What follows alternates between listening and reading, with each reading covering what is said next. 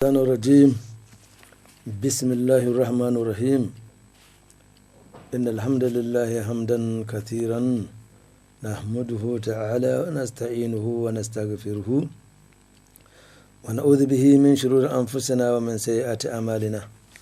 من يهدي الله فهو المهتدي ومن يضلل فلا هادي له.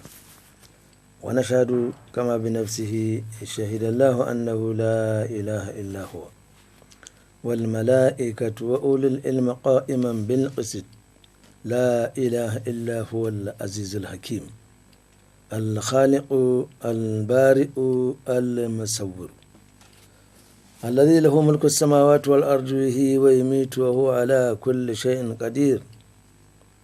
ونشهد وكفى بالله شهيدا محمد رسول الله والذي أرسله ربه بالهدى ودين الحق بشيرا ونذيرا وداعيا إلى الله بإذنه وسراجا منيرا. بلغ رسالة وأدى الأمانة ونصح الأمة وكشف الغمة وجاهد في الله حق جهاده حتى أتاه اليقين. خاتم النبيين وإمام المجاهدين الذي لا ينطق عن الهوى إن هو إلا وحي يوحى علمه شديد القوى الذي جاء بكتاب عزيز لا يأتيه الباطل من بين يديه ولا من خلفه تنزيل من حكيم حميد. كتاب الذي من قال به صدق ومن عمل به أجر ومن حكم به عدل ومن دعا إليه فقد هدي إلى صراط مستقيم. هذا الكتاب كل من تمسك به وتمسك بسنة الذي جاء به فقد استمسك بالعروة الوثقى لا انفصام لها والله سميع عليم. فصلى الله تعالى على نبيه الكريم وعلى آله وصحبه ومن تبعهم بإحسان إلى يوم الدين. رب اشرح لي صدري ويسر لي أمري واحلل عقدة من لساني يفقه قولي. اللهم لا سهل إلا ما جعلته سهلا وأنت تجعل الحزن إذا شئت سهلا فعلمنا ما جهلنا وذكرنا ما نسينا وزدنا علما. ثم أما بعد السلام عليكم ورحمة الله وبركاته. Toutes les louanges sont à Allah subhanahu wa ta'ala. Nous le louons, nous l'invoquons et nous implorons son aide et son assistance. Qu'Allah subhanahu wa ta'ala nous préserve des maux de nos propres âmes et de nos répréhensibles actions.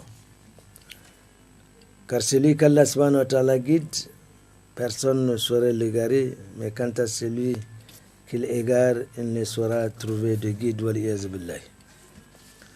Nous témoignons comme Allah subhanahu wa ta'ala a témoigné lui-même qu'il n'y a de divinité que lui seul et sans associé. L'omniscient, l'omnipotent, l'omniprésent, celui dont la miséricorde embrasse toutes les choses. Nous témoignons également, et Allah subhanahu wa ta'ala suffit comme témoin, que le prophète Mohammed sallallahu alayhi wa sallam est son messager, annonciateur de bonnes nouvelles et avertisseur des châtiments douloureux, appelant les gens par la sagesse et la bonne exhortation avec la permission de son Seigneur, et comme une lampe qui éclaire. Lui, le prophète sallallahu alayhi wa sallam, ne prononce aucune parole qui soit l'effet d'une passion, car tout ce qu'il dit relève d'une inspiration que lui a transmise l'archange Gabriel alayhi salam.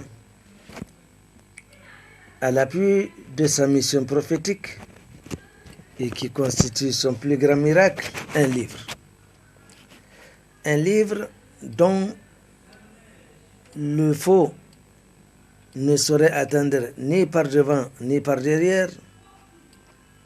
Un livre incorruptible, infalsifiable, inimitable, est inaccessible à l'erreur parce qu'il émane du sage avec un S majuscule et de celui qui est digne de louange, c'est-à-dire Allah subhanahu wa ta'ala. Quiconque choisit ce livre pour s'exprimer, eh bien, il a sûrement dit vrai. Sa lecture offre plusieurs récompenses.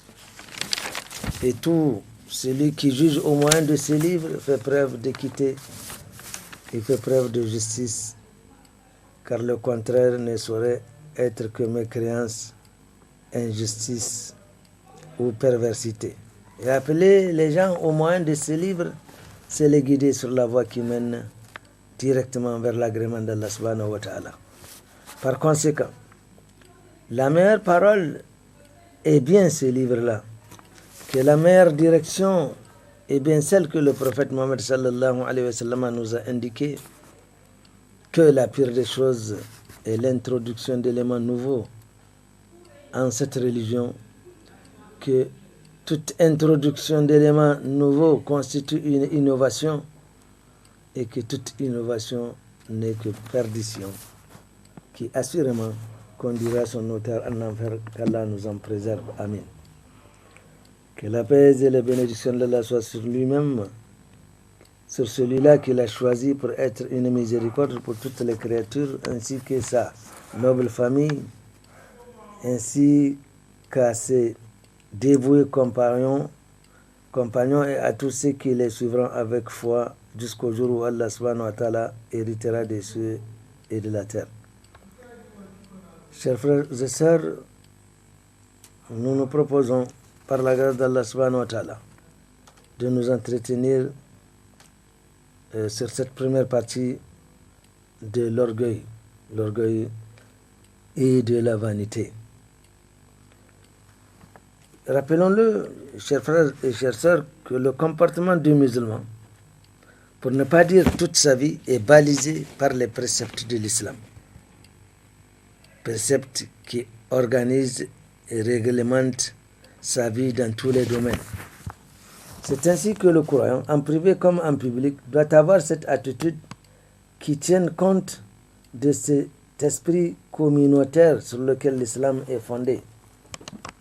Rappelons à toute fin utile que nous nous regroupons tous ensemble autour de la kalmat al-tawhid, la kalmat al-tayyiba, le hablillahi, c'est-à-dire la corde d'Allah subhanahu wa ta'ala, la ilaha illallah.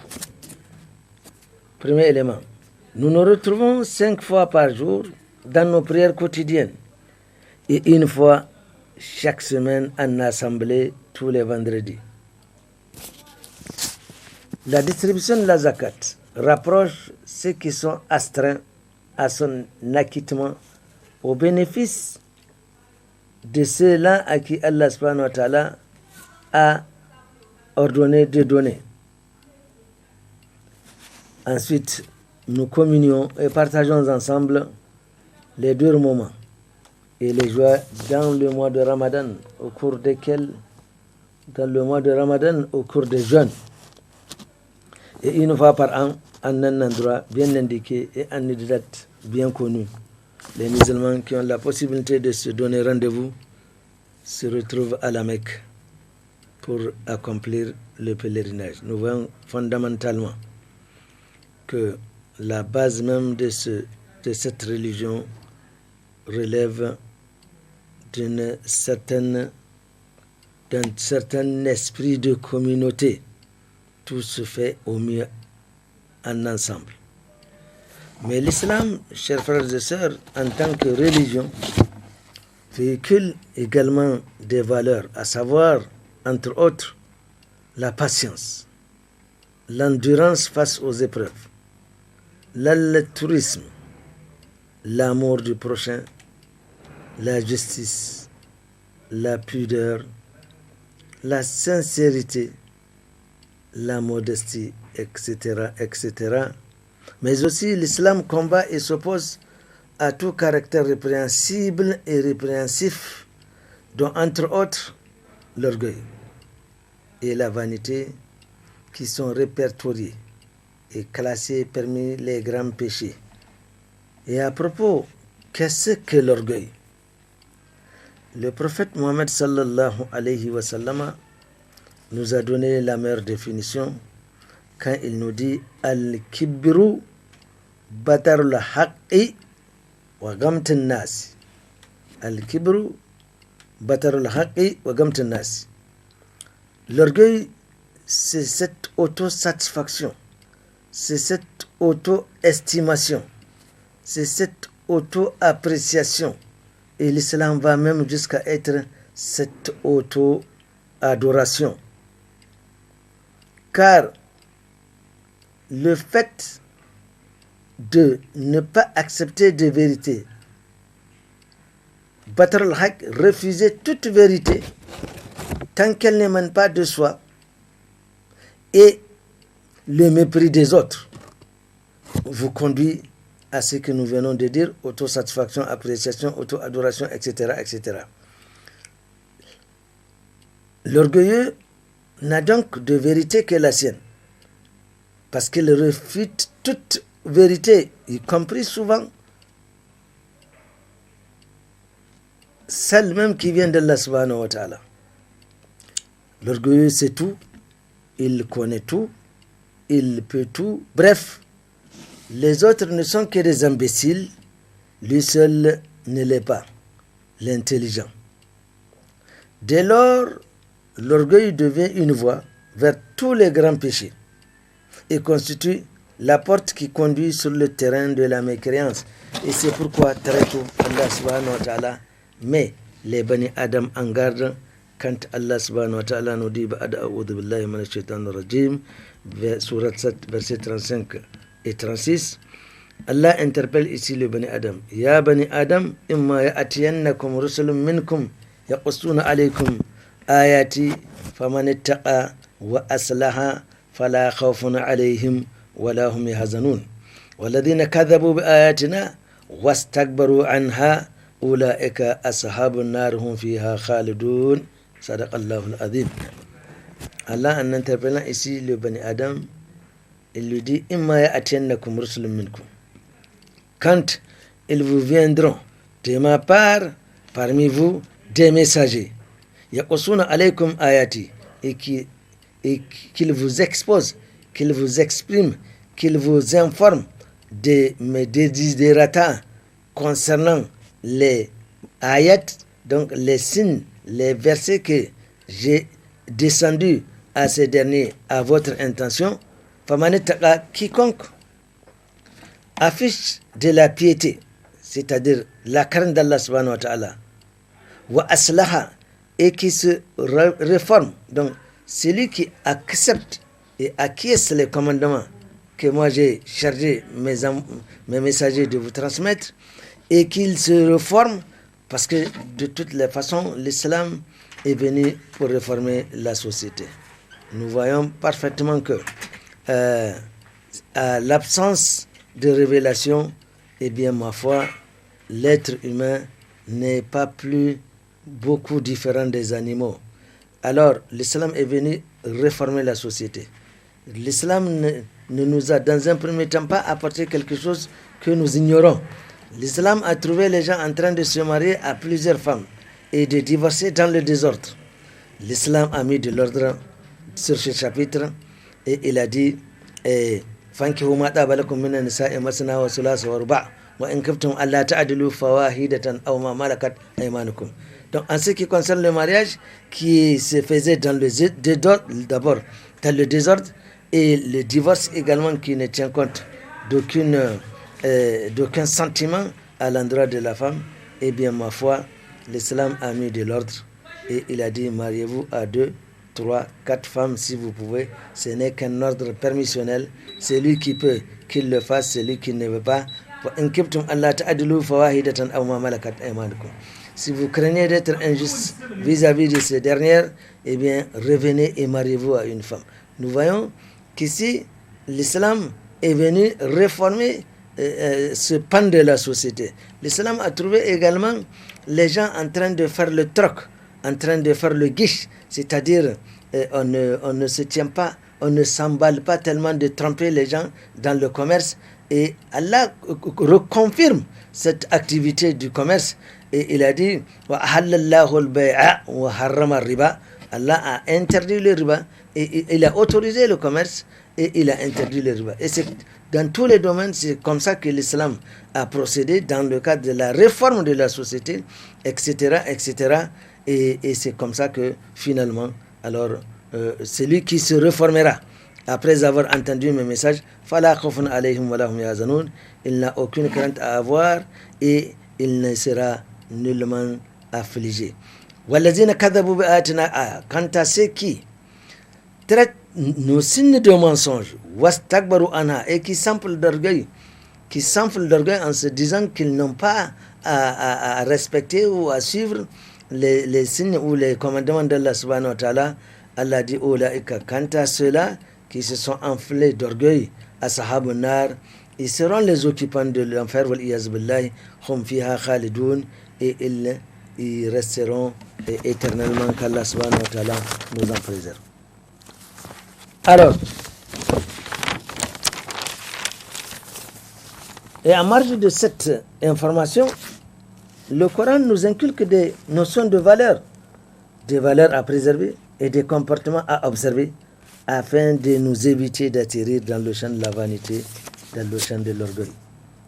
En effet, Allah subhanahu wa ta'ala nous dit وَلَا تَمْشِي فِي الْأَرْضِ مَرَحًا إِنَّكَ لَنْ تَخْرِقَ الْأَرْضَ وَلَنْ تَبْلُغَ الْجِبَالَ طُولًا وَلَا تَمْشِي فِي الْأَرْضِ مَرَحًا. C'est des notions de valeurs et de comportements que l'islam ici inculque à la société, toujours dans le cadre de la réforme que l'islam a engagée. Il dit ne marche pas, voilà, sur la terre, ne foule pas quand tu marches marahan avec orgueil. Et c'est vrai, on constate que à cause d'une certaine suffisance, on voit des gens marcher avec un certain orgueil, avec une certaine suffisance. Tu ne saurais dans ta démarche trouiller la terre en marchant. Tu ne seras que marcher sur la terre, alors va doucement. Ton orgueil ne pourra jamais te permettre de trouiller la terre quand tu marches. Et tu ne pourras jamais atteindre la hauteur des montagnes. Il y a la matière à réflexion. Ne marchons pas avec orgueil, parce que de toutes les façons, nous ne saurions pas atteindre la hauteur des montagnes.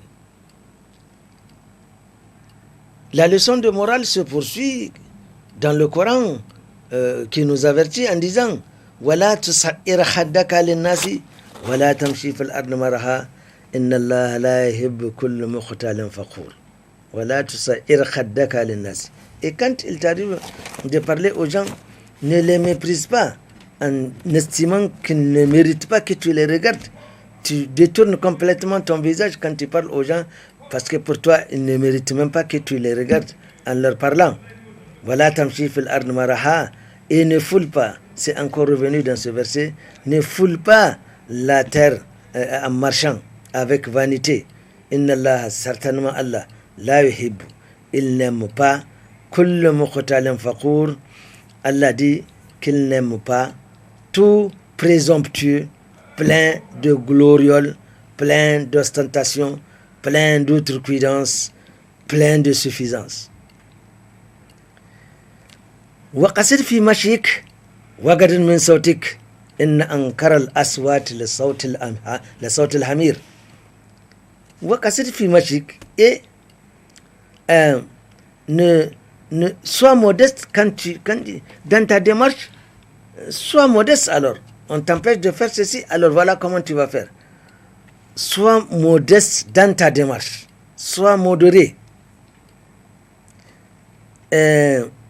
Fi mashik, wagadud min sautik. Et quand il t'arrive de parler, c'est pas la peine de crier ou de surcrier sur les gens, parce que tu estimes que tu es en voie de crier sur n'importe qui, que tu n'as presque de compte à rendre. Tu peux t'empêter comme tu veux, personne ne saurait te l'empêcher. L'islam dit ne le fait pas. Pourquoi? Inna ankar al-aswati le sawt al-hamir. Parce que tout simplement, la plus détestée des voix, c'est bien la voix des ânes. Nous voyons donc combien ce comportement est assimilé à un animal, l'âne, et nous savons comment l'âne, quand il crie, ce n'est pas joli, ce n'est pas bon à entendre, etc., etc.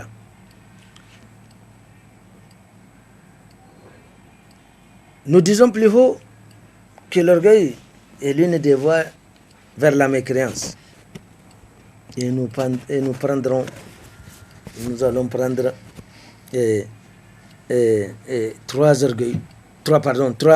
exemples.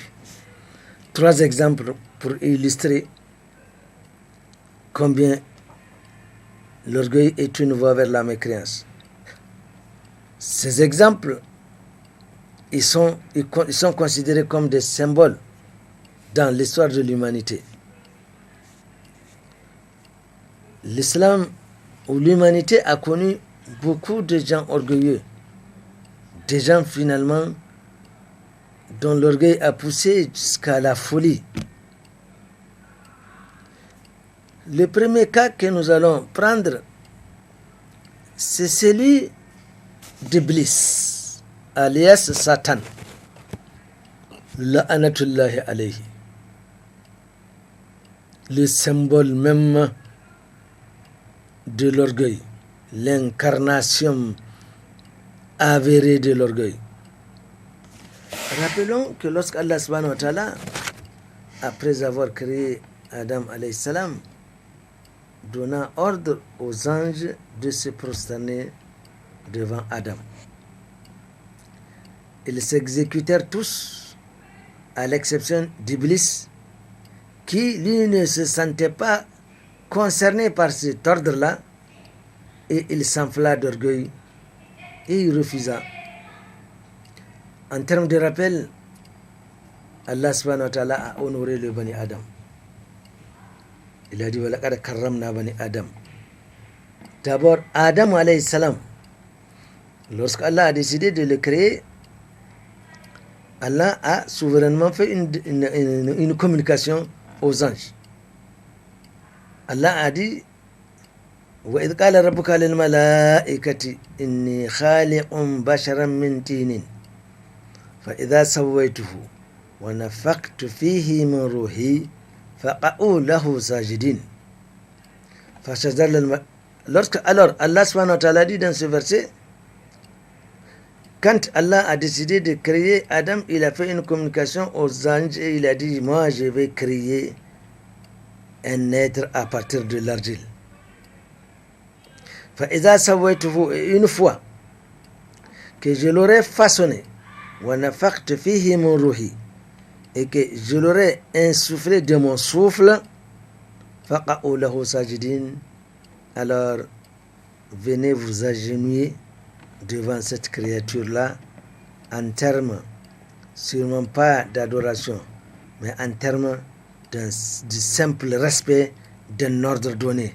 Car nous savons, les anges sont créés à partir de cette nature qu'ils ne transgressent pas les lois d'Allah subhanahu wa ta'ala. La ya'asuna Allah ma amarahum wa yaf'aluna ma yu'marun. Les anges sont créés à partir d'une nature qui ne leur permet pas de... Ils ne connaissent pas la transgression d'Allah subhanahu wa ta'ala. Ils ne connaissent que l'obéissance.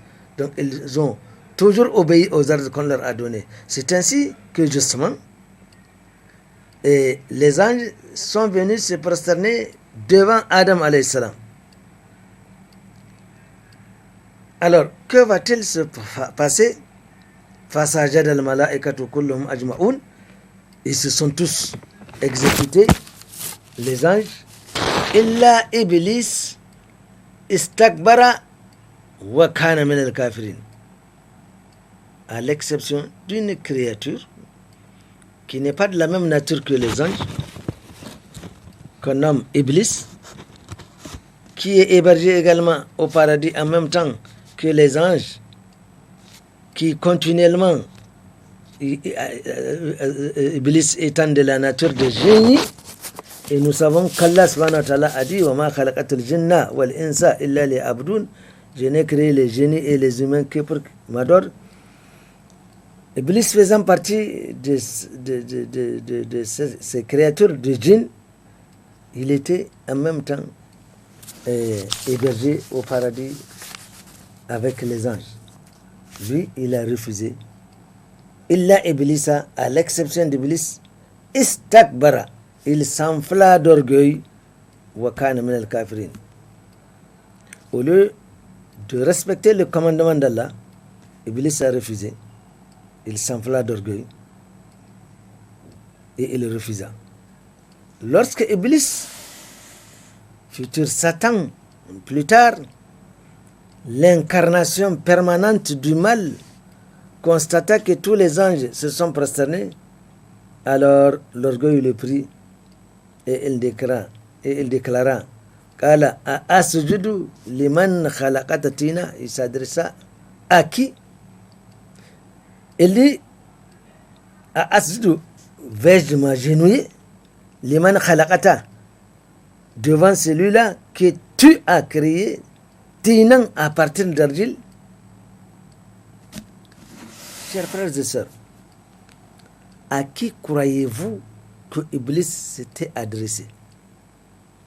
Non seulement la question est adressée à celui qui a donné l'ordre, c'est-à-dire Allah subhanahu wa ta'ala, qui a dit venez vous prosterner, mais elle s'adresse également à celui même qui l'a posé, c'est-à-dire Iblis, par le sous-entendu, moi je vais me prosterner pour quelqu'un qui a été créé à partir d'argile. Il s'est adressé à Allah subhanahu wa ta'ala. Voyez l'outrecuidance avec laquelle Iblis répond à un ordre d'Allah subhanahu wa ta'ala. Allah subhanahu wa ta'ala, lui, l'omniscient. Allah subhanahu wa ta'ala savait très bien que cet ordre-là, Iblis ne veut pas l'exécuter. Allah par omniscience le savait. C'est comme ça que Allah subhanahu wa ta'ala a échafaudé le déroulement des choses. Tout comme plus tard, quand Allah subhanahu wa ta'ala va ordonner à Adam de ne pas manger de cet arbre-là, Allah subhanahu wa ta'ala savait bien que Adam mangerait de cet arbre-là. Alors, Allah lui dit, Ya Iblis, ma man'aka an tasjuda lima khalaqatu biyadayya astakbarta am kunta min al-alin.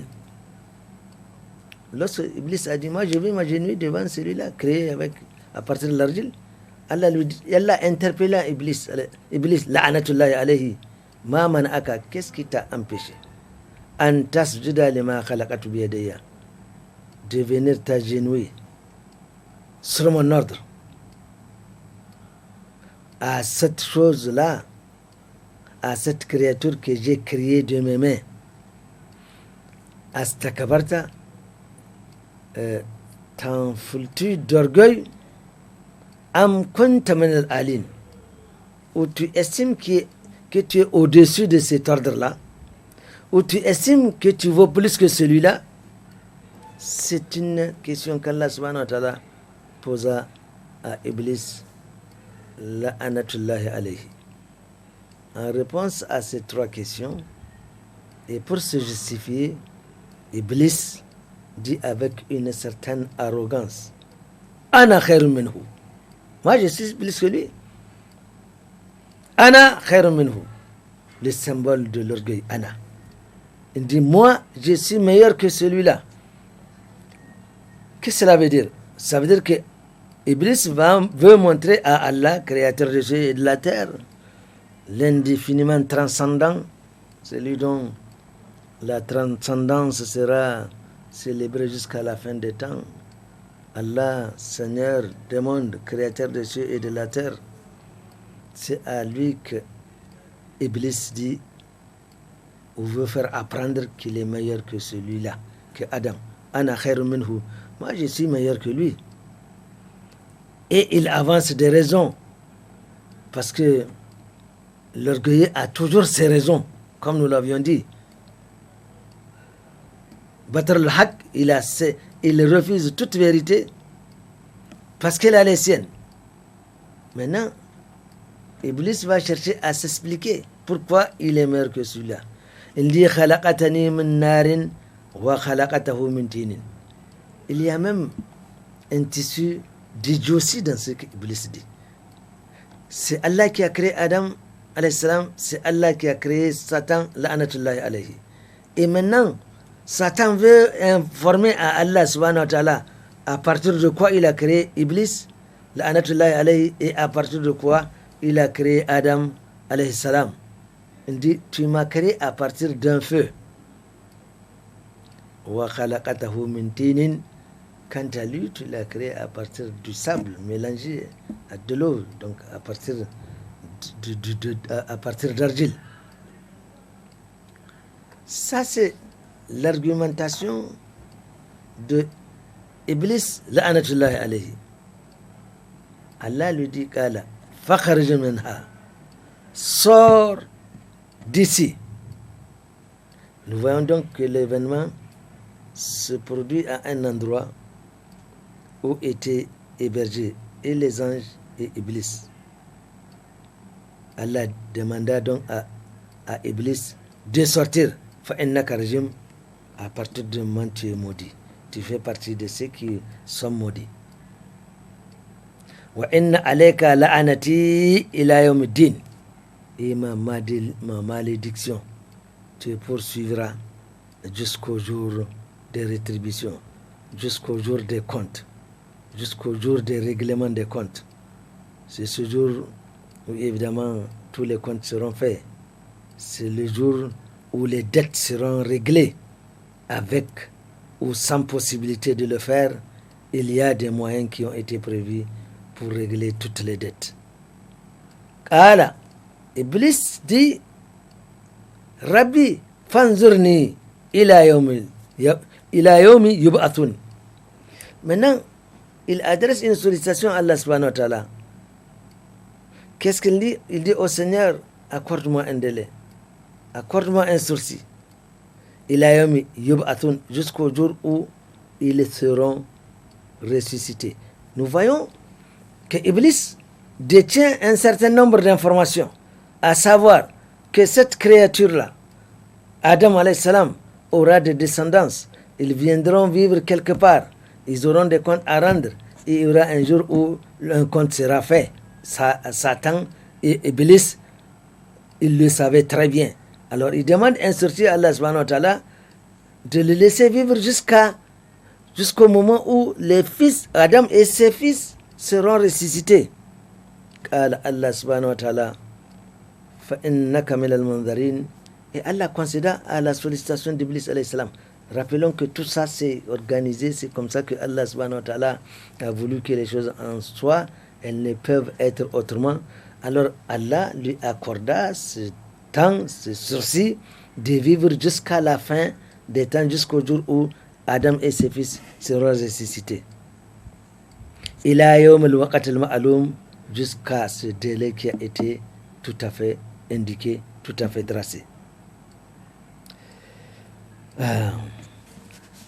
Qala, Iblis ne désarme pas. Il a encore d'autres sollicitations à réclamer auprès de Allah subhanahu wa ta'ala. Fabi izzatika, cette fois-ci, il jure par la grandeur de Allah subhanahu wa ta'ala. La agawiyannahum ajma'in, je les égarerai totalement. Donc, nous voyons que Iblis est très bien informé. Il sait qu'il a une autre mission. Une mission d'incarnation de mal. Iblis n'a ni pitié, ni honte, ni peur, ni complexe. Et Iblis ne désarme jamais. Vous avez beau le vaincre, Allah nous a donné un anti-iblisisme assez important, c'est-à-dire quand il va arriver d'avoir des problèmes, vous dites A'udhu billahi minash shaitanir rajim, A'udhu billahi minash shaitanir rajim. Satan est très sensible à cela. Une fois qu'il sent ça, Satan fuit.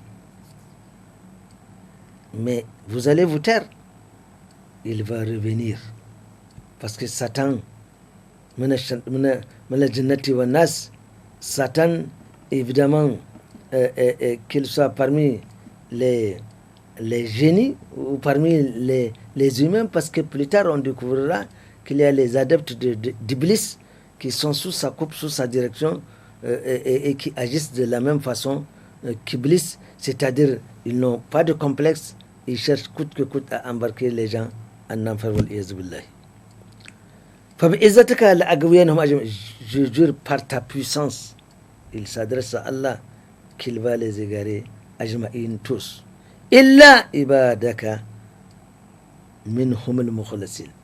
Satan même savait très bien qu'il y a des gens vertueux, il y a des gens sincères, il y a des gens qui sont très forts, qui sont branchés totalement et tout le temps au réseau d'Allah subhanahu wa ta'ala. Satan n'a pas d'emprise sur ces gens-là. Et Satan a toujours cherché à recruter parmi là où on dit Allah a dit et le prophète a dit. Qu'est-ce que Satan a à faire avec des gens qui sont dans les bars, des gens qui sont dans les machins? Ça, ils sont déjà au service de Satan. Non, Satan veut recruter là où il voit des gens qui veulent sauver leur peau. Et Satan ne veut pas de cela. Il veut qu'on l'accompagne en enfer. C'est là où il recrute. Donc, c'est pourquoi personne n'est à l'abri des œuvres de Satan, sauf le secours d'Allah subhanahu wa ta'ala. À travers à travers l'observation stricte des commandements d'Allah subhanahu wa ta'ala, à travers l'observation stricte de la sunna du prophète Mohammed sallallahu alayhi wa sallam. Quand on suit les préceptes d'Allah subhanahu wa ta'ala, il n'y a pas d'orgueil. Et combien de gens sont tombés et l'orgueil a conduit sur le chemin jusqu'à les amener dans les champs où Satan est là, il attend les orgueilleux parce qu'il est l'incarnation même de l'orgueil. C'est le premier péché, l'orgueil. Ici, nous constatons que c'est le premier péché connu de transgression d'Allah subhanahu wa ta'ala. C'est le premier péché que nous connaissons, l'orgueil. Alors, il dit qu'il va les égarer tous, à l'exception parmi eux de ces gens pieux. Qu'Allah fasse que nous soyons de cela. Allah subhanahu wa ta'ala dit Fal haqqu wal haqqu aqul. Par la vérité, et je dis la vérité, la abla anna jahannama minka. Je remplirai la jahannama avec toi. Wa mimman tabi'aka minhum ajma'in. Là également, Allah a utilisé ajma'in, que tous ceux qui, Satan lui, il a son palais dans l'enfer, wal iyaz billahi. Et tous ceux qui suivront le discours de Satan, eh bien, Allah a juré qu'il les amènera en même temps il les conduira en même temps avec Iblis dans l'enfer. Et nous sommes prévenus. Ici, Allah subhanahu wa ta'ala a interpellé le genre humain. Quand il dit, Ya ayyuhannas, inna wa'adallahi haqqun, fala tagurannakum al-hayatud dunya, wala yagurannakum billahi al-garur. Inna ash-shaytana lakum aduwwun fattakhidhuhu aduwwa, innama yad'u hizbahu liyakunu min ashabis sa'ir. Dans cette interprétation, Allah subhanahu wa ta'ala s'est adressé au genre humain. Ya ayyuhannas, inna wa'adallahi haqqun. Sachez que la promesse d'Allah subhanahu wa ta'ala est vérité. Et c'est quoi cette promesse d'Allah subhanahu wa ta'ala? Que quiconque se conformerait aux lois d'Allah subhanahu wa ta'ala et s'alignerait dans la tradition du prophète Mohammed sallallahu alayhi wa sallam, donc qui verticalement ne cherche pas à être en conflit avec son Seigneur et qu'horizontalement il vit en bon terme avec tout son environnement, Allah a créé un paradis pour cela. Il ne l'a pas créé pour lui. Et le paradis est là. Il attend ces gens qui se conforment au commandement d'Allah subhanahu wa ta'ala, qui suivent les commandements du prophète Mohammed sallallahu alayhi wa sallam, qui respectent toutes les lois d'Allah subhanahu wa ta'ala, qui vivent humblement dans ce monde, qui n'affichent pas d'orgueil, parce que l'orgueil conduit vers la mécréance. C'est d'abord D'abord, l'orgueil est le péché principal. Quelqu'un qui refuse d'admettre qu'Allah est Allah, qu'Allah existe, c'est une forme de rébellion, c'est une forme d'orgueil, d'ostentation. N'est-ce pas? Et d'ailleurs, le verset dit Wa kana min al-kafirin illa iblis astakbara, sauf Iblis qui s'est enflé d'orgueil. Wa kana min al-kafirin, et automatiquement il était répertorié maintenant sur le chapitre des mécréants. Donc le premier problème, c'est d'éviter l'orgueil. Et nous avons l'orgueil en nous. Nous sommes orgueilleux tant que nous ne sommes pas mis à l'épreuve. Nous nous imaginons que c'est comme ça. Non, à l'épreuve, on se rendra compte qu'on est plein d'orgueil. Qu'Allah subhanahu wa ta'ala nous en préserve. Allah dit Inna adallahi haqqun. Donc il a créé le paradis. Nous en avions terminé avec le paradis. Qu'Allah fasse que nous soyons les occupants. Et qu'Allah subhanahu wa ta'ala également. Pour tous ceux qui sont rebellés contre ces lois, eh bien, il a créé aussi dans sa justice. Parce que c'est faire justice à ceux qui ont suivi les lois d'Allah subhanahu wa ta'ala de se trouver au paradis. Et c'est également faire justice à ceux qui se sont rebellés contre les lois d'Allah subhanahu wa ta'ala de se trouver en enfer. Il n'y a pas un troisième site où on est au paradis, qu'Allah fasse que nous soyons là-dedans, où on est en enfer, waliyazu billahi. Alors, inna adallahi haqqun, fala taghurrannakum al-hayatud dunya. Ne vous laissez surtout pas perturber, omnibuler. Ne vous laissez pas emberlificoter par les cliquetis de ce bas monde-là. Wala taghurrannakum al-hayatud dunya, wala yaghurrannakum billahi al-ghurur. Ne te laisse pas tromper, égarer par ce bas monde-là et ce qui le renferme. Le bas monde est toujours nouveau. Chaque jour qui arrive renouvelle la vie d'ici-bas. Chaque jour, il y a quelque chose qui vient en plus par rapport à ce qu'il y a hier. Alors, comment allons-nous nous permettre? C'est comme quelqu'un, par exemple, parce qu'il a les moyens. C'est un exemple. Alors, les constructeurs, par exemple, des véhicules, ils construisent des véhicules extrêmement chers. J'ai de l'argent, je me permets d'acheter ce véhicule. 3 mois plus tard, ils inventent un autre véhicule beaucoup plus performant, beaucoup plus joli et beaucoup plus cher. J'ai dit, je vais également le faire. Et ainsi de suite, et ainsi de suite. La vie se renouvelle toujours. Et si on suit le rythme de la vie, on va la suivre. Voilà, taghurrannakum al-hayatud dunya. Ne vous laissez pas égarer par cette vie d'ici-bas, hayatud dunya, c'est-à-dire la vie proche de la celle que nous sommes en train de vivre. Voilà, yaghurrannakum billahi al-gharur. Et ne vous laissez pas tromper par le trompeur avec un P majuscule, on lui fait honneur parce que il est l'incarnation du mal. Ne vous laissez pas tromper par Satan. Voilà, taghurrannakum al-hayatud dunya, wala yaghurrannakum billahi al-gharur. Inna shaytana, pour l'expliquer, Satan était Iblis dans le monde des atomes, dans le monde de la pré-existentialité, où on nous raconte tous ces faits.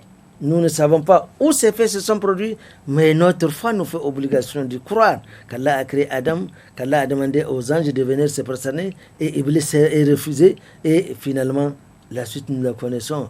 Allah. Iblis va maintenant, revenons au verset d'abord. Inna shaytana lakum aduwwan, sachez que Iblis est votre ennemi. Fattakhidhuhu aduwwa.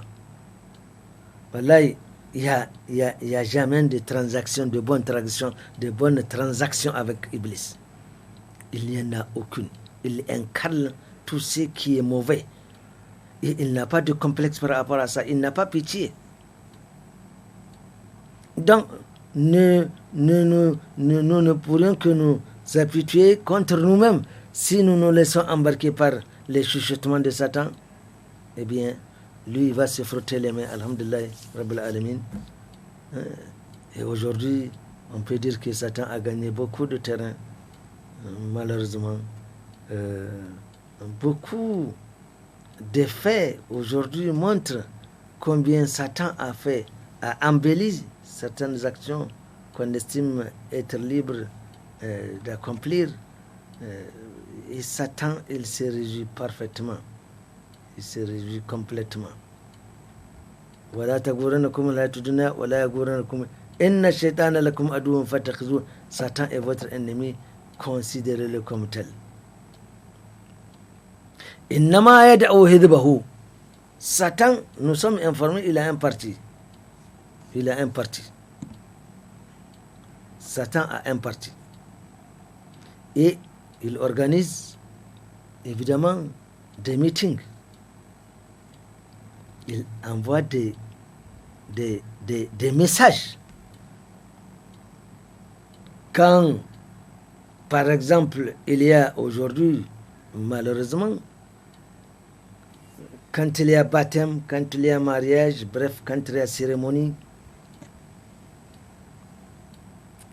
aujourd'hui, on a même aidé Satan dans la communication. Parce qu'on peut envoyer des messages en WhatsApp, en tout ce qu'on voudra. Mais quand un tam-tamier se met à taper sur son tam-tam, n'est-ce pas un appel à ce qu'on vienne ici? Et est-ce que c'est pour prier? Est-ce que c'est pour adorer Allah subhanahu wa ta'ala? Non. C'est un meeting que Satan a organisé. Que ce soit une façon de remercier Allah subhanahu wa ta'ala parce qu'on a eu un enfant. C'est comme ça qu'il faut remercier Allah subhanahu wa ta'ala. Que ce soit au cours d'un mariage, on invite un orchestre. Et là encore, les vibrations sont beaucoup, et elles portent loin. On aide à ce que, on travaille là pour Satan, pour que les gens viennent à l'appel de Satan, au meeting organisé par Satan. La'natullahi alayhi. Nous voyons qu'il envoie des messages et les gens répondent et on vient. Il n'y a ni Bismillah ni A'udhu Billah. Comment peut-on dire d'ailleurs A'udhu Billah? On ne peut pas le dire parce qu'on est sous la domination d'Iblis. On ne peut pas dire qu'Allah nous protège contre Iblis alors qu'on a répondu à son appel. Est-ce que quand on va commencer à gratter sur la corde ou à taper sur les tam-tams, on va dire Bismillahir Rahmanir Rahim, A'udhu Billahi Minash Shaitanir Rajim? Ah non, on ne peut pas le dire, on ne peut même pas y penser. Satan, donc, il est servi. Il est content. Innama yad'u hizbahu liyakunu min ashabis sa'ir. Il envoie des messages pour que les gens participent à ces meetings et ils écoutent ce qu'il dit. On danse. Des danses diaboliques. En public. Devant tout le monde. Ce qui est grave. Ou pire, parce que c'était déjà grave. Même des femmes mariées ne sont pas de reste dans ces danses diaboliques. Il est évident, faites l'observation, je peux me tromper, mais on ne viendra pas en hijab et se permettre à observer ce genre de danse-là. À danser comme ces danses diaboliques, on ne les fait pas, on ne comment on va dire, on n'exécute pas ces danses une fois qu'on est en hijab. Parce que avec le hijab, c'est une façon de se couvrir, de se protéger. J'ai regardé quelque part une Sénégalaise qui estime que le hijab, c'est une façon de mettre la femme en punition. Subhanallah.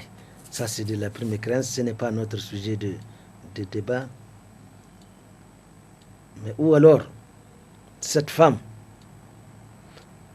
c'est une mécréante, elle l'est déjà, parce que contester un ordre d'Allah subhanahu wa ta'ala, et que le prophète Mohammed sallallahu alayhi wa sallam a expliqué, parce qu'aujourd'hui on a des gens par orgueil, revenons toujours, qui estiment qu'ils ont une manière de faire une traduction du Coran, en dehors de celle-là que celui qui a été envoyé, le premier professeur, le premier enseignant du Coran que le prophète Mohammed sallallahu alayhi wa sallam a indiqué, par orgueil, on refute ce qu'il dit et on cherche des façons de dire oui, mais non. Il dit nous avons rebâché tous les versets qui parlent de là. Donc depuis quand elle est devenue une exégète? Depuis quand? Et il y a des gens comme ça, par orgueil. L'orgueil conduit, nous le répétons, vers la mécréance. Et c'est ce que le verset dit. Illa iblis sastakbara wa kana min al-kafirin. À l'exception de Satan qui s'est enflé d'orgueil et qui était devenu parmi les mécréants. Alors, Satan aujourd'hui a eu beaucoup d'avance. Il a eu beaucoup d'adeptes. Nous devons craindre Allah subhanahu wa ta'ala. Ce bas monde-là, il n'est rien d'autre que quelques années que nous aurions à passer ici. Nous ne sommes que des passagers. Évitons de nous verser dans l'orgueil qui nous conduit fatalement en marge d'abord de la société et en conflit avec Allah subhanahu wa ta'ala. Alors, nous voyons donc que le parti de Iblis, la'anatullahi alayhi, s'appelle le parti de Sa'ir. C'est le parti de Sa'ir. Sa'ir, c'est l'un des mots de l'enfer. C'est une catégorie d'enfer. Satan envoie des messages, convoque les gens, tient des discours et au besoin remercie les gens et parce qu'ils ont applaudi. Oui, oui, nous sommes d'accord, nous faisons partie de tes adeptes. Subhanallah. Pour aller en enfer.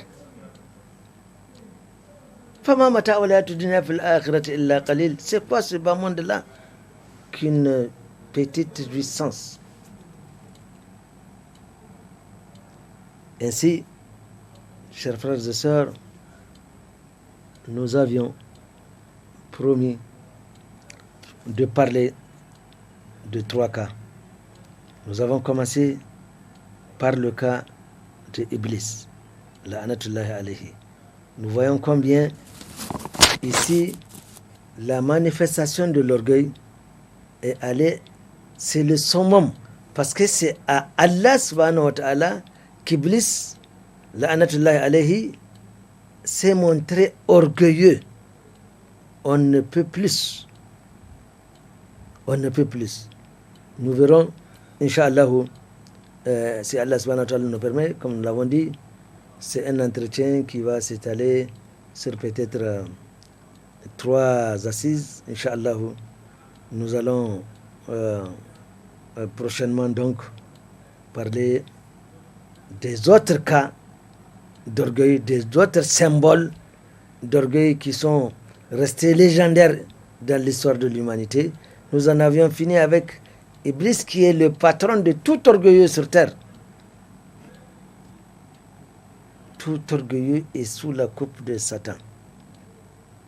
Tout orgueilleux est un adepte, est un, comment on appelle ça, il fait partie de ceux-là qui sont d'accord d'être membres du parti de Satan. Qu'Allah subhanahu wa ta'ala, eh bien ma foi, nous en préserve.